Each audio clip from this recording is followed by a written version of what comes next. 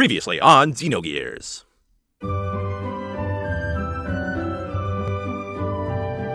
5 minutes later.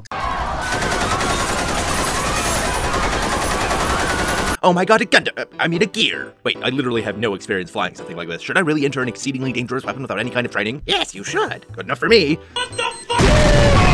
You killed my sister! Oh, I'm sad now. Get over it already. Okay. By the way, what do you think about guys with ponytails? I don't know, it's kind of girly, isn't it? Aw, that's what makes it so attractive, though. Ah! Faye, I'm coming with you. Why? So I can make vague allusions to the fact that I know everything about this world and am acquainted with literally every major character we come across? Oh, can I ask why? Oh, okay. Luke, I am your father. Really? Now watch these flashbacks, it will make sense on the second disc. My name is Bartholomew Fatima, and I'm gonna take over the nation of Eevee. Why? Because it's my birthright? Oh, neat. Also to get rid of some anti-incest laws. Wait, what? You're just gonna gloss over my backstory, aren't you? Pretty much. My biggest contribution to this game is getting kidnapped. Behold, it is I, the major villain of this game, the mighty Ramses to whom all kneel. All will fear my majesty, for I am the ultimate... Hey, quit cutting over at her. Now where was I? Faye, today you shall taste the steel of my blade. And then there was a wacky chase scene. Oh, come back! Run through the cold of the night. Shadow the Hedgehog is my spirit animal. Oh shit. Oh shit.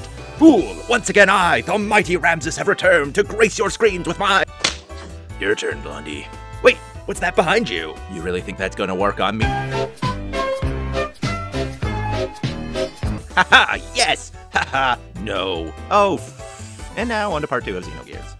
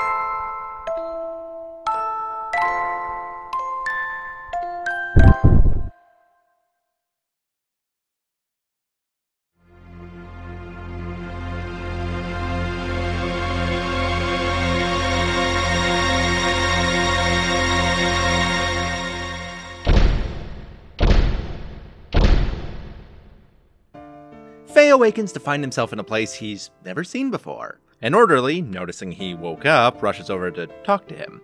She tells Faye that he's been unconscious for 4 days now, and his current location is the prison ward in the capital of Kislev, a holding space for high-priority criminals. Faye's mind is still pretty foggy, so he has a bit of trouble wrapping his head around what she's saying. He vaguely remembers getting into a fight with that one mech and Graph appearing, but he has no idea how he got here. However, he doesn't really have time to question anything, because behind her emerges a group of, what is that? It's like if Cyclops from the X-Men was really into BDSM. Well, anyways, these guys tell Faye that now that he's awake, he has to perform an initiation ceremony. One that everyone who comes here has to go through. Oh, no. Faye, whatever you do, do not drop the soap. No, surprisingly, it turns out this initiation ceremony is just a good old-fashioned beatdown. Well, it's a little more than that. Apparently in this prison, power is law, so when you arrive, you have to fight so you can be ranked. And well, the higher you rank, the better your life will be here. It doesn't seem entirely fair, seeing as, Faye literally just woke up from a 4-day coma, but whatever, whoever said prison life was fair. Faye, seeing he really doesn't have much say in all of this, decides to fight the punks, and even with his injuries, he's able to wall up 4 of the goons in front of him. But there's still one more. An incredibly buff-looking greenish man steps up to take Faye on.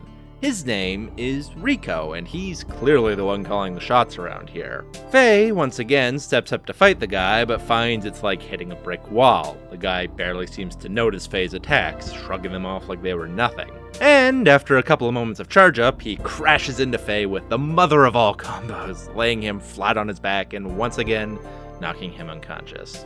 After some time, Faye once again awakens under the care of that doctor lady. She remarks how amazing it is that you managed to go up against the champ and come back alive, even with all those injuries he had. Faye doesn't take too much solace in her words, though, and begins to lay back down rather solemnly before noticing something. There's a massive metal collar strapped around his neck. The doctor looks sadly at him and explains the situation. Apparently this prison here is really more of a slum. There are no bars or cells or anything, you're just kind of in a region of the city. But instead, to keep you from escaping, they use these collars. They contain a bomb that will detonate if you should leave the borders of this ward. And of course, it'll also detonate if you try to remove it by force. So while this isn't a traditional prison, Faye is very much still confined to one area. Well, what a predicament we have found ourselves in. But it must be said, Faye doesn't seem particularly upset about it. Whatever the case, after some rest, Faye is free to explore the ward he's been confined to, which is known as D Block. After some wandering, Faye comes across a strange fellow. It's like, how would I describe it? Master Splinter's capybara cousin? Anyways, this is Hammer, the supplier, and he seems to latch onto you pretty quickly, seemingly impressed that you're able to beat up 4 of Rico's goons before going down.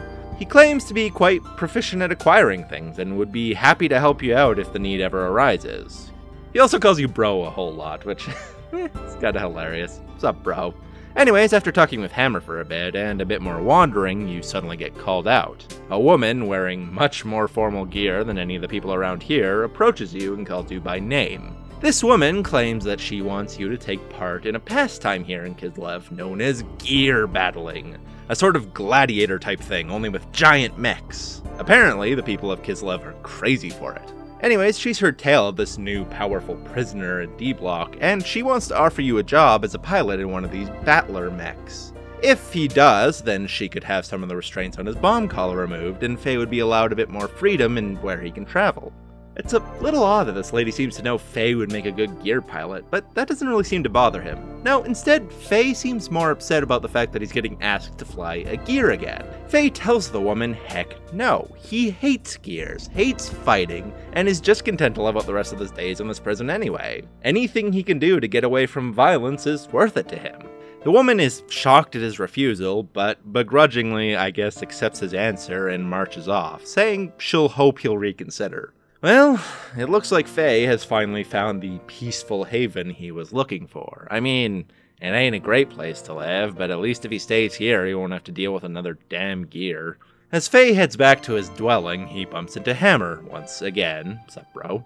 And Hammer informs you that there appears to be a new doctor arriving today. The one who previously tended to Faye is apparently getting transferred to a better gig. So, you decide to head down and check out who this new doctor is, and... well, what do you know? Citan, how in the hell did you get here? Well, Citan informs you that he's been following you for a while by secretly listening into Kislev's radio feed. And after a long search, he's finally managed to track you down. So, Satan asks, what's your plan? How do you plan on escaping from this prison with that bomb around your neck? Faye stays quiet and lowers his head. Wait a minute, you don't honestly plan on staying here, do you? Again, Faye doesn't say anything. And that is when Satan reminds Faye of his promise. You know, that one he made with Bart, that if anything were to happen to him, Faye would protect Margie and the people of Nissan. Faye is surprised at this, and the doc informs him that the last time he saw Bart and the Yggdrasil, they were heading towards each other at rather high speed. Faye pauses at this. He says, it's happened again. Just like in Lahan, he was in the middle of a fight, then suddenly everything just went dark. Once again, there's a large patch of his memory missing, and he is certain that once again he went berserk. That all being said, he did make a promise. He would never be able to look Bart in the eye if he broke it. If worse has come to worse, he will attempt to escape and go fulfill his end of the deal. At that, Satan smiles and nods proudly. But now comes the question. How exactly are we going to escape this place? After a bit of talking between you, the Doc, and Hammer, you all come up with a plan. Apparently, the prize for winning those gear battles that lady was talking to Faye about earlier is a pardon from the Kaiser of Kislev himself. Though nobody's actually been able to do it because the champ, that Rico fellow, utterly obliterates any and all competition. But whatever, this time Faye has some motivation to actually fight Rico, so a plan is set in motion to have Faye enter this battler tournament, while Satan poses as a doctor here in the ward. Hammer offers to help as well, offering to be part of your pit crew for your gear. Thanks bro. And so, after another random aside from those floating heads, you manage to get in contact with that one lady and tell her you wish to be part of the Gear Battler event. And after the whole signing up process is done, Doc, Hammer, and you head off to check out the gear that Kislev will be letting you use for the tournament. Only to find that, it's the Weltall. Wait, what in the hell does that mean? That can't just be a coincidence. The doc suggests that maybe Kislev is intent on studying the Weltall's combat parameters. Maybe this whole thing was set up to get Faye to provide them with some data on it. But ultimately, even he's stumped as to why things are turning out this way.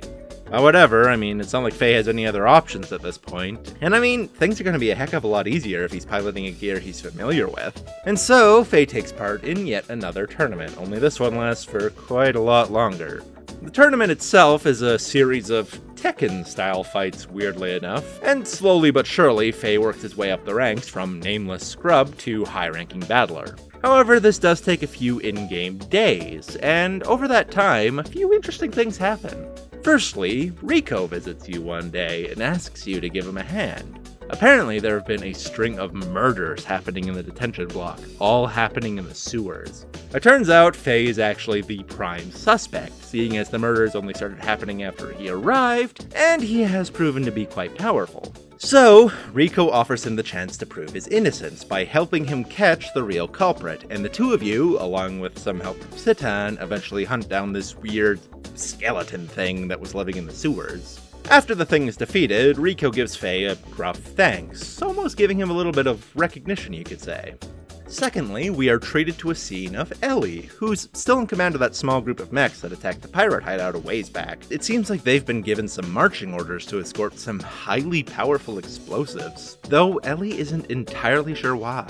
Finally, as the end of the tournament draws near, you're visited by someone truly unexpected. It's that wise man guy, the one who ran away at the end of the last tournament in Eevee. And after a short fight, in which once again he gives you some cryptic advice, Faye asks how is it that Wiseman knows him. Wiseman asks if he really doesn't remember and seems genuinely surprised when he finds out Faye has amnesia. So he decides to tell Faye about his past. Apparently, he was the one who brought Faye's unconscious body to Lahan Village 3 years ago. He did this because he had been fairly close with Faye's father, a man named Khan. The injuries that had befallen Faye were probably caused when Khan got into a fight with a different individual, Graf, a man who apparently had tried to abduct Faye when he was younger. Wiseman says he's not exactly sure who this Graf guy is, but he knows no good can come when he's around. Finally, he also mentions that Faye apparently comes from a hidden floating city known as Shavat, that's his homeland, And yeah, we find out that there's not just one, but two hidden nations in this world, Shavat and Solaris, because this game wasn't confusing enough already. Well, whatever, his piece said, and Faye's past ever so slightly illuminated, Wiseman disappears, and Faye is left to finish up the tournament. At this point, he's defeated everything that has come his way. There's only one left. And we all get to see how truly dogshit I am at fighting games. Hooray.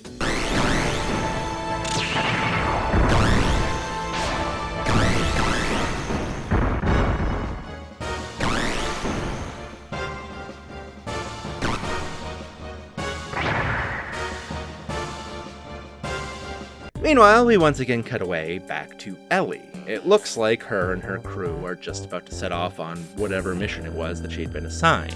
But before they leave, they bump into a rather ill-tempered woman named Daminia, a woman that apparently knows Ellie. She is part of some special group of elite soldiers known as the Elements, who are under the direct command of Ramses. Anyways, this Daminia proceeds to accost Ellie for quite a while, before telling her that she'll be accompanying her on her mission on Ramses' orders. Back to Faye's side of things. You're a free man. The bomb collar is successfully removed, and you meet with the Kaiser to receive your pardon. As you do, you, bump into Rico. You get some backstory about him, which is pretty neat, but it also kind of comes right the heck out of nowhere.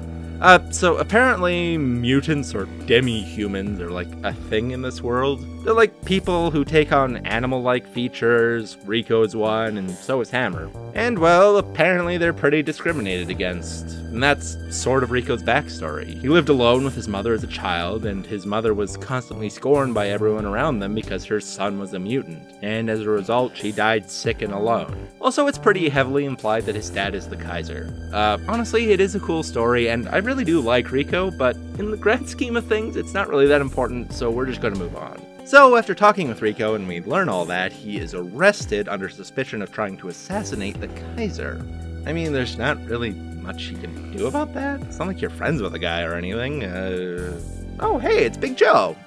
Where was I? Oh, right, so Faye and the Doc are technically free to leave Kislev, but they can't just leave the Waltall here. And it's not like Kislev is just gonna hand it over to them, so after a bunch of talking, you figure out a way to infiltrate Kislev's base of operations and steal the Waltall back. And that process all goes pretty smoothly. But as you're making your escape with the Waltall, you happen to come across... I'm just a dinosaur. I don't know what I'm for. I like to stomp and roar. Hey, I'm just a dinosaur! Oh no, he is back! Actually, apparently this was Rico's punishment for trying to assassinate the Kaiser, death by Tyrannosaurus. Little odd, but okay, whatever. By defeating it, you also save Rico in the process. Anyways, Faye gets out of his mech and has a bit of a talk with Rico. He tells them that they have to leave now. Faye having stolen the gear from Kislev, he's a fugitive now. There's no fucking pardon that's gonna save him from that. So, if Rico wants to come with him, now is the time. But Rico apparently has unfinished business in Kislev. Yeah, if he goes back, he'll probably be arrested again, but he refuses to leave until he's finished whatever it is he's been trying to do. Faye can't offer much of a response and sadly lowers his head. But, as he does, the ground starts to shake.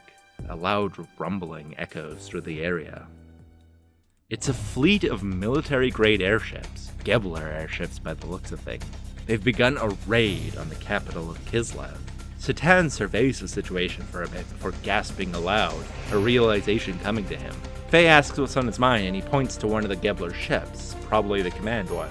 It seems to be headed right for the power center of Kislev, a nuclear reactor. If it were to drop whatever its payload is there, well, suffice to say, the damage would be catastrophic. Faye grips his fist in rage, then turns to the Doc. He's not going to let this happen again. He's not going to sit back and watch innocent lives be lost in front of him. Somehow, he's going to turn that ship around. The Doc is stunned for a moment, but gives Faye a small smile and nod and wishes him luck. And with that, Faye leaps off to face down the Gebler command ship, only to find that it's guarded by that same group of gears again. Man, these guys have the tenacity of Team Rocket. But luckily, they're also about as effective as Team Rocket, and it doesn't take long for Faye to deal with the majority of them. That all being said, they might be weak, but they're eating up valuable time. The longer he takes to deal with them, the less time he has to stop the main ship from reaching the reactor. When suddenly, who should appear beside him but Rico in his own gear. Not one for that sentimental crap, Rico simply says he'll beat the shit out of these assholes before charging in, guns blazing, they following suit. With Rico on board, your progress moves twice as fast, and you're able to deal with the peons with ease. But, of course, you knew this was coming. If these lot are all here defending the ship, then the one in charge of them is her. He asks Rico to go on ahead without him, and turns to face Ellie, alone. Ellie claims that she has to keep doing this. She may hate it, she may despise doing this kind of thing, following these orders, but this is the only place she belongs. She wishes she had the freedom that Faye did. Yes, Faye probably does have more anguish in his life, she knows that, but at least he has the freedom to choose his own path, to be in a place with people he believes in. Freedom, Faye says. He doesn't have a place like that anymore. Bart, the Yggdrasil, all of them. They're missing. Faye doesn't have a place to call his own anymore. Ellie is surprised at this and asks, why is he fighting like this then? At this, Faye flies up to her and locks the Weltal's arms around her gears, immobilizing her from doing anything, and then proceeds to drag her down to the ground with him. Once landed, he orders her to get out of her gear and come with him. And so, the two of you look at the devastation that has been caused by this attack. Is this what you really wanted, Ellie? Was all this suffering really worth having a place to belong? I don't know what I'm fighting for. I too desperately just want a place to belong, just like you. But I know that fighting for myself, or fighting for others, is something. It's something I need to do. I can't just let this happen, even if it will give me what I want. I can't just sit by and do nothing. With that, Faye gets back in his gear and heads off to join back up with Rico, leaving Ellie to mull over his words.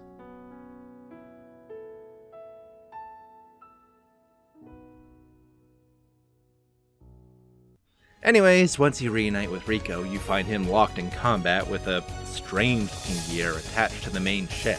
It's piloted by that Dominia lady, and she seems to have a heck of a lot more power than the rest of the grunts you've fought so far. Still, after a lot of work, the two of you are able to immobilize her gear and force her to retreat into the night.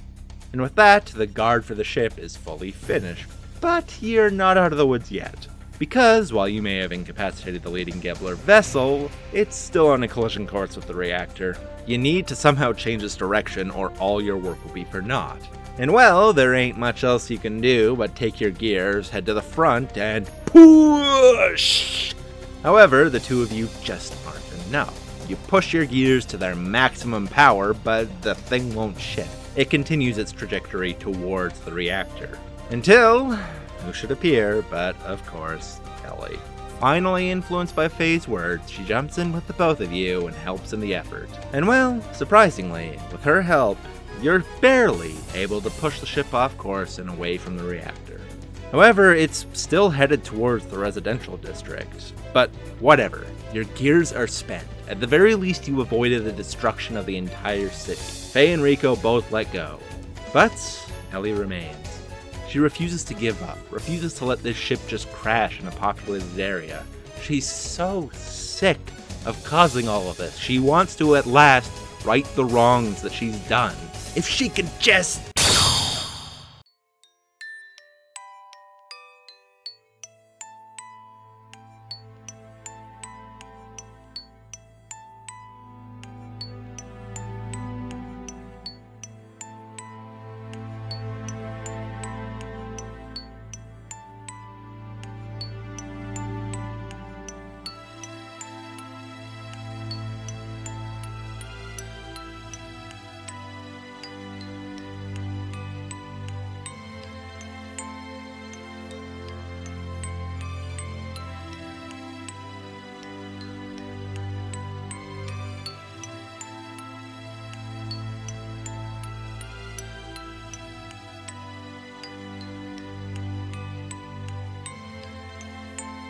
Somehow, she's safe, and Faye is already there by her side, teary-eyed. He calls her an idiot for trying something so reckless, but thanks his lucky stars that she's alive. And the two share a tender moment together.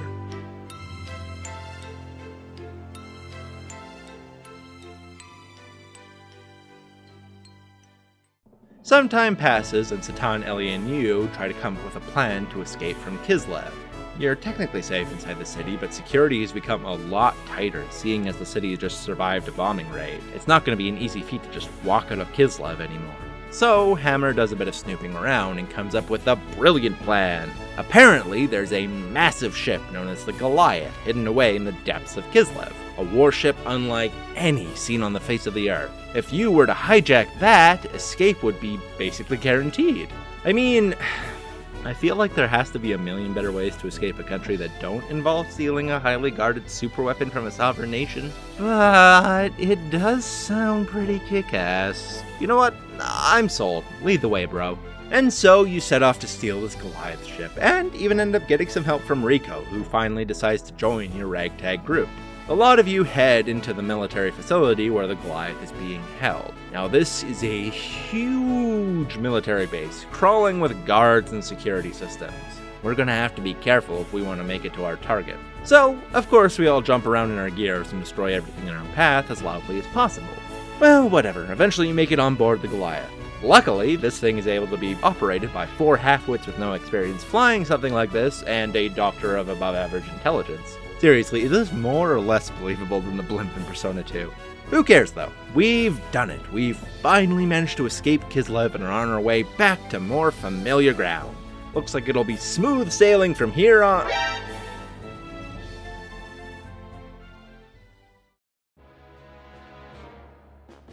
Oh, fuck me. Faye, Rico, and Ellie all rush off to your gears to fight Graf. He doesn't even stay in his freaking gear, though. He fights you on foot and still nearly manages to wipe you out. But fortunately, while he does a ton of damage, he still takes a decent chunk of damage from your gears, and you're able to barely suppress him. Having managed to hold him off, Graf seems mildly impressed. But he can't say much more, as this is when Satan decides to break out some sweet-ass maneuvers. Whatever it is he does, it's enough to send Graf tumbling off the wing of the Goliath. Ha! Take that, you dumb idiot. Maybe next time you'll stay in your damn gear instead of fighting on... No, he's coming back, isn't he? But that's okay, because we have our final secret weapon.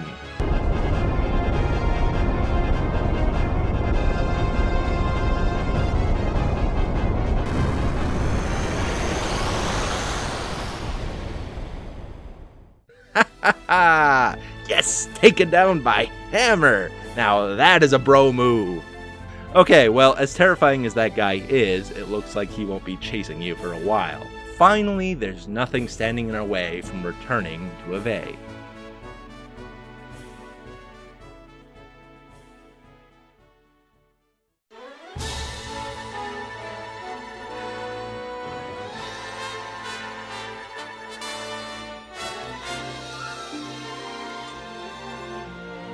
Ah, what a journey I've had. That business in the desert got a bit hairy, but there's no way I'm getting punked out like that again. Good thing my father had a second submarine hidden away. This is the Yggdrasil 2, and it even travels over water. I know, a submarine that travels by sea. How novel. It's been a bumpy road these past few weeks, but at last, things are finally turning around. Mr. Porpoise, lower the periscope. Very good. My word! Is that what I think it is? Yes! What an intimidating airship coming straight from Kislev! Oh my one-winged gods! They must be planning on attacking the capital of Eevee with that monstrosity!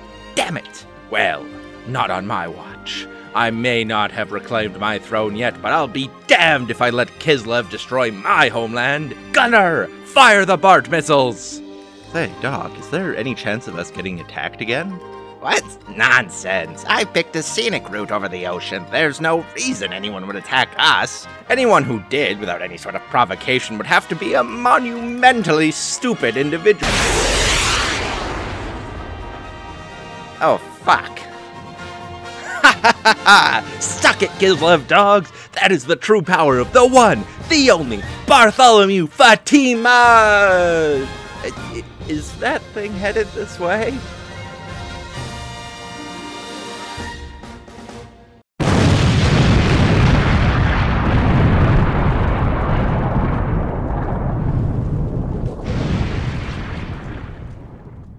Run through the cold of the night. No, of course, everyone's okay, but they are scattered. On one end of things, Faye and Ellie end up on a floating piece of wreckage. Weirdly enough, it's the compartment where their gears are being held, and there also seems to be some food and water, so things aren't hopeless for them, but they are very much stranded at sea. As they try to work out how to proceed from here, a shadow passes over them, and Faye looks up to see, hey, it's that damn flying saucer again. Ellie matter-of-factly says that is Shavat, you know, that nation that Faye is apparently from. It seems that Solaris knows of them, but always has a bit of trouble with them. Interesting. Anyways, on the other end of things, we find that Rico, Hammer, and Citan all wound up with the Yggdrasil 2, which is somehow still functional after a freaking Boeing 747 crashed into it, but whatever. After Rico gives Bard a piece of his mind for shooting them down, Bard apologizes to the both of them and they begin their search to see if they can find Faye or Ellie.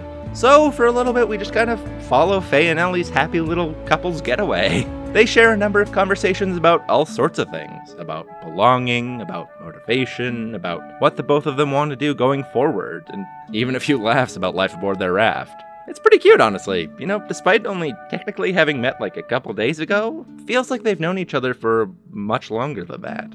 Eventually, though, as time passes and they drift aimlessly, something suddenly appears on the horizon. It's a giant rig of some sort. As they drift closer to it, it scoops them out of the water with one of its many giant metal claws, and Faye and Ellie are brought aboard. And well, after a bit of a gruff introduction with the crew, you're brought up to meet with the captain of this place, which is called the Thames. Apparently, this place is a scrap trawler of sorts that was hired by the Ethos to scour the ocean for ancient ruins. The captain, it turns out, is this old walrus fellow, who's surprisingly considerate as he offers you passage and even fixes up your gears for you. As such, you're given some time to just sort of explore the ship, restock, and get some real food in you.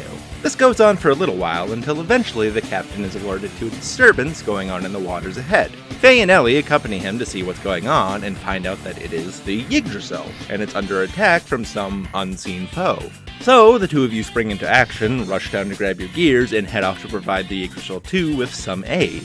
You arrive to find it under attack from some sort of submersible gear, and you and Ellie leap into the water to help Bart fight the thing. It looks like it's piloted by that Dominia woman, along with another young lady, apparently part of the elements like her. Dominia takes this time to call Ellie out for betraying her homeland. How dare she work with these filthy lambs like this? She's a high-class citizen, for God's sakes. But Ellie has decided that the difference between shepherds and lambs is not one of superiority versus inferiority. She can no longer align herself with a group that is so bigoted and hate-filled, even if it is her homeland. So, since you can't come to any sort of understanding, the lot of you engage with this sea gear. It's actually pretty tough. While you have a numbers advantage, her gear is clearly much more suited for underwater combat. But eventually you manage to wear her down, and Dominia is forced to retreat. But she decides that she's not going to go home empty-handed, and with one of her gear's claws, she grabs Ellie's mech and charges off into the depths of the sea. Bart and Faye can only watch it unfold. Underwater maneuverability is very limited, so the two of you are forced to return to the Yggdrasil to plan what to do. And well, there's not much you can do.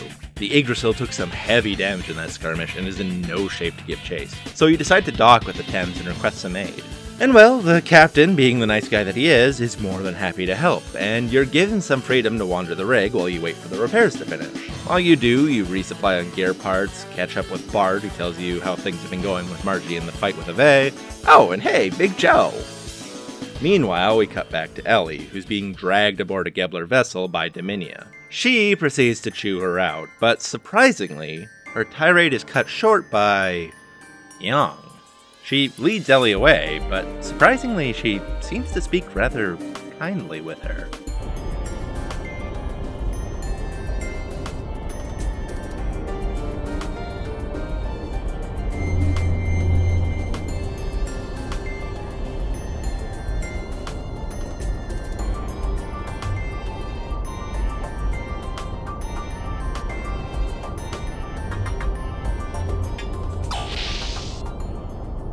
Meanwhile, back aboard the Thames, while the captain and Bart are getting along rather swimmingly, you get a report that a gear has landed on the Thames. Ellie's gear, to be specific. A lot of you run out to meet her. Faye, being the guy that he is, of course, doesn't question how she escaped. He's just happy that she's back. Ellie herself seems kind of tired and distant. Oh no, I'm getting a Shadow Maya flashbacks.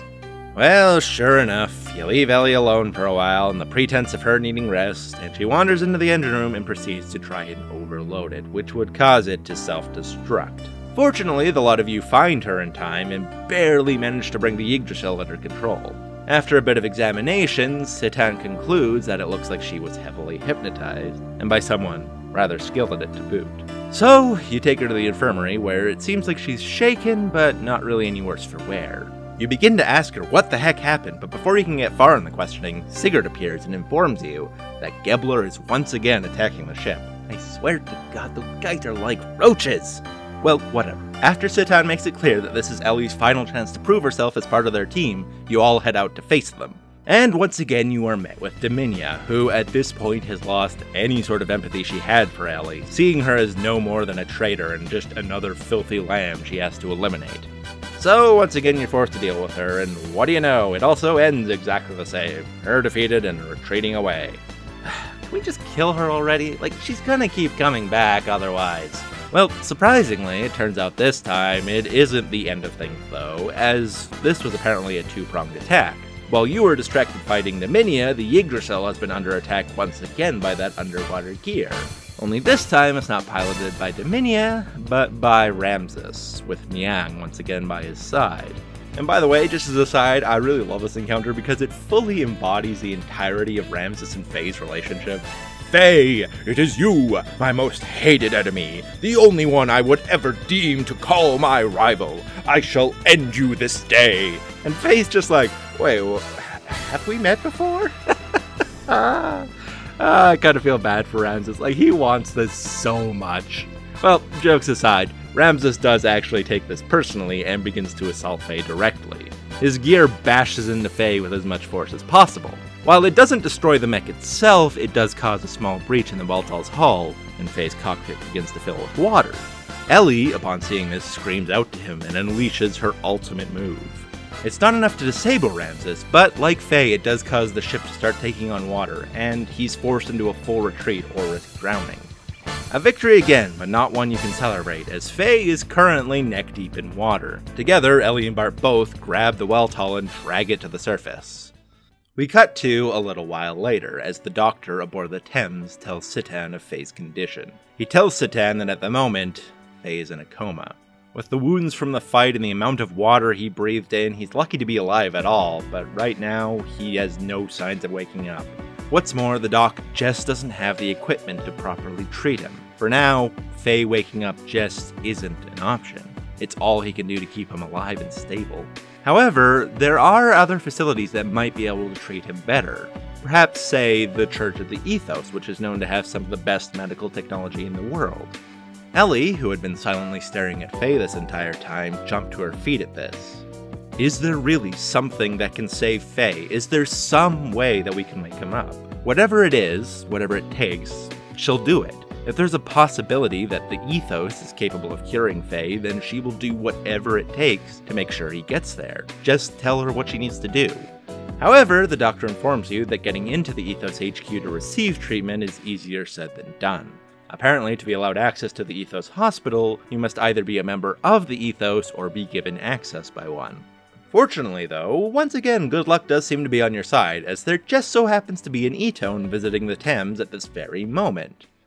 Alright, so remember way back at the beginning of all this when I said that the Ethos has 3 roles to fulfill and one of them was killing zombies? Well, Etones are the part of Ethos that deal with these zombies. You see, these strange monsters known as Wells, or Reapers, appear all over the damn place, and when they do, they seem driven to attack humans. And these Etones are a variety of highly trained individuals working for the Ethos who go around and destroy them and believe that they're saving their souls or something. So, one of those guys is apparently on this ship, and you decide to go looking for him. But as you do, you encounter a small girl getting harassed by some thugs. Ellie rushes forward to help the girl, but before she can really do much, your argument is cut short by a gunshot. A rugged, elderly man steps forward, brandishing a rifle. The thugs run off, and Ellie bends down to check on the little girl, but as she does, the man puts his gun to the back of her head, telling her he'll never forgive a dog of Solaris. Ellie doesn't say anything, remaining motionless, so Citan has to step in. He seems to recognize the man, calling him Josiah. Jesus Christ, Doc, how many people do you know? Well, whatever. The man, hearing Citan's explanation, realizes his mistake. Apparently, he thought Ellie was trying to attack the girl, but now realizes that she was helping and apologizes, asking you to call him Jesse. So, after some talk, you find out that this man and girl are father and daughter. And it also turns out that they are related to that E-tone you're looking for, being the father and younger sister respectively. So, you meet with him, and it turns out to be a surprisingly young boy named Billy. It looks like Jesse and Billy aren't exactly on the best terms. It seems like Jesse was formerly an E-tone like Billy, but for some reason forsook his duty. So Billy was annoyed with him for avoiding his duties, while Jesse thinks he takes this whole ethos teachings way too seriously, blah blah blah. Whatever, family squabble aside, Ellie did try to help Billy's younger sister, and he is grateful. So he agrees that he'll help you receive some treatment from the Ethos HQ. And after a bit of putzing around, the lot of you head there directly in the hopes of helping Faye recover from his coma. At the headquarters, with Billy's help, you're able to get Faye into the care that he needs, and after a few tense moments, the Ethos Doctor appears claiming that it was a close call, but Faye's gonna be alright. It'll take a few days for him to regain consciousness, he's apparently physically exhausted, but after a few days of rest, he should be fully recovered. And after a bit of waiting while the doctor runs a few more tests, Faye is cleared to be taken back to the Yggdrasil, still unconscious, but no longer requiring the Ethos' more advanced medical aid. As you leave, Ellie mentions wanting to thank Billy, and it turns out Billy went back to his home, so you head over there to thank him for everything he did. It turns out he is currently living in a rather remote orphanage, helping to look after a ragtag little group of orphans. Seems like, despite his age, he's a rather honest and hardworking kid. However, he's not the only one looking after these orphans. Another member of the Ethos, a kindly older fellow called Bishop Stone, occasionally pops in to help take care of the children. Gee, a kindly older gentleman who helps out orphans, huh? I wonder how long it'll take for him to turn out to be evil. Anyways, this is one of those days where Bishop Stone happened to be visiting, and apparently he's here to give Billy some orders from the Ethos. It seems a ship of theirs went missing recently, but has suddenly appeared but is not replying to any messages. The Ethos suspect that they were attacked by some of those wells, and they want Billy to go and deal with it. And well, your party really doesn't have much to do at the moment, you're just kind of waiting for Faye to recover, and Ellie does want to repay her debt to Billy, so the lot of you decide to help him in his mission. And what follows is a rather roundabout campaign where you have to clear out a ship which has been infested with wells. You defeat them one after the other, and as you go along, you learn a little bit about Billy's past. How his mother was killed by wells when he was very young, and he's always kind of blamed his father for not being there to protect her, and how he was subsequently rescued by Bishop Stone and brought into the Ethos. Oh, and by the way, this is also the part of the game where you find out that Ellie's gear has an attack called Erods, which will single-handedly remove 90% of the challenge from this game. Well, whatever. Eventually you manage to eliminate all the wells, including their giant, scrotum-throated leader. Job completed, you offer to drive Billy back to Ethos HQ so he can report a success. And upon your arrival, you find the Ethos is under attack. The lot of you rush deeper into the building to find a group of assassins at work, slaughtering the members of the Ethos. You wipe out as many of them as you can, but unfortunately, you find no survivors. That is, until you make it to a small holding block in the basement, where apparently the Ethos keeps criminals awaiting trial. There you find Big Joe! What the heck are you doing here? You also find this robed guy who's like seriously injured and muttering something about Shavat, but it's probably not important. Send him back to the ship and we'll deal with him later. Eventually, you manage to find a large command room, which Billy informs you is the databank. He claims that normally it is strictly off limits to anyone outside the upper echelons of the Ethos, as it contains all the information and history the Ethos has acquired since its founding. However, Citan points something out. He's amazed at how technologically advanced the facility is. Even by Solarian standards, the place would be considered top-notch.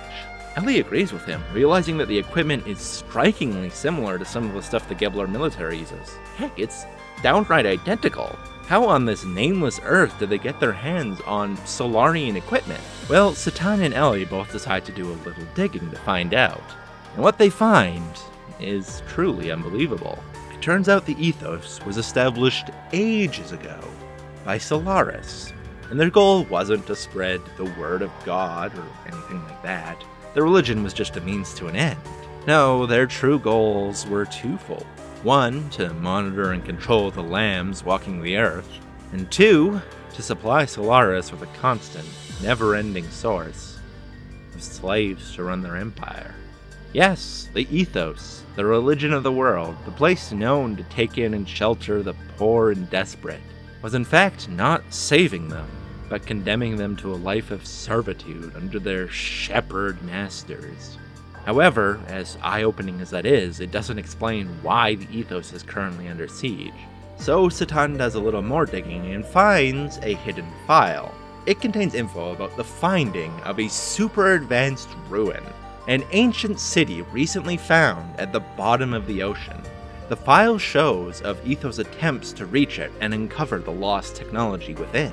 Citan posits that perhaps the Ethos were planning to rebel from the Solarian Masters. With the use of this advanced technology, perhaps they'd stand a chance to fight against the otherwise superior Solaris. So, if you think like that, perhaps these assassins were sent here by Solaris as retribution. They probably got wind of the Ethos plan somehow, and are now cracking down on them. Billy is shaken to his core. He truly believed in the Ethos, truly believed he was helping people. Could they really be as sinister as Citan claims? And of course, this is when who should appear but that Bishop Stone, who is actually evil. Oh wow, like everyone didn't call that one. Anyways, it turns out he's not actually working for the Ethos, he is working for Solaris. And this entire wiping out of the Ethos HQ is his handiwork. Oh, and it also turns out that the reason why Jesse was always telling Billy to leave the Ethos and stop taking it so seriously is because he figured out that the Ethos had been working for Solaris ages ago and had been secretly sabotaging them for years. I mean, like, I don't want to tell you how to be a parent, but like, maybe if you told him the Ethos was kidnapping children, Billy might have believed you? Well, whatever. You try to face Stone, but he simply dispatches some guards for you to deal with while he makes his escape. Unable to catch up with him, you pause for a moment and wonder, what exactly is his plan? Now that he's killed everyone in the Ethos, where exactly is he going to go from here? Is he just going to run back to Solaris? Citan and Jesse do some thinking and bring up that ancient city that you found in the file earlier. There were talks of a lost technology, right? Do you think maybe Solaris is now going to attempt to get that for themselves? It was apparently a weapon strong enough to fight against Solaris after all. But, like, where exactly could that be? Wait a minute. The ocean. Didn't the Thames mention that they were hired by the Ethos to investigate some underwater ruins or something like that? Could those underwater ruins be... Oh, shit.